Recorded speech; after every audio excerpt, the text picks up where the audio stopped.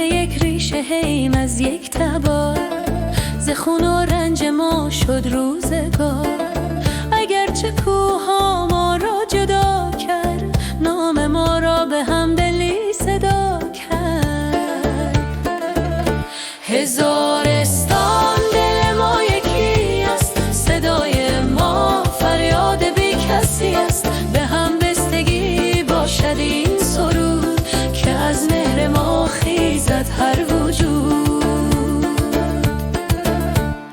به سختی ها چو سنگ ایستاده ایم، به مهر و مهربانی زاده ایم. به یاری هم غم آسان می شدود، هزارستان چراغ جان می شود.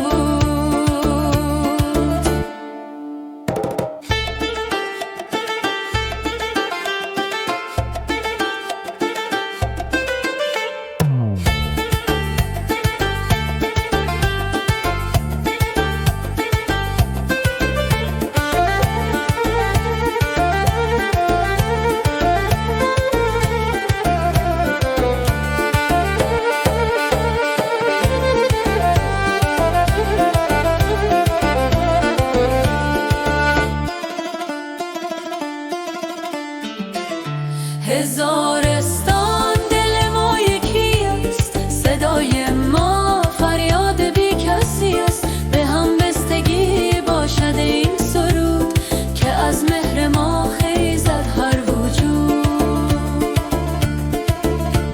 ز وحدت عزت ما زنده باد، به نام هزار آینده باد.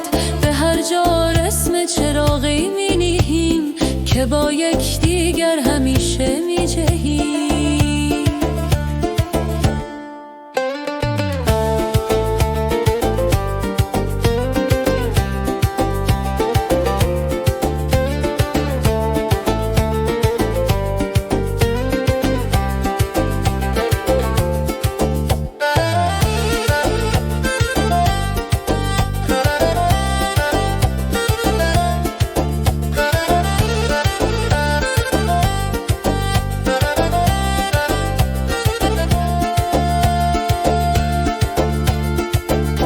هزارستان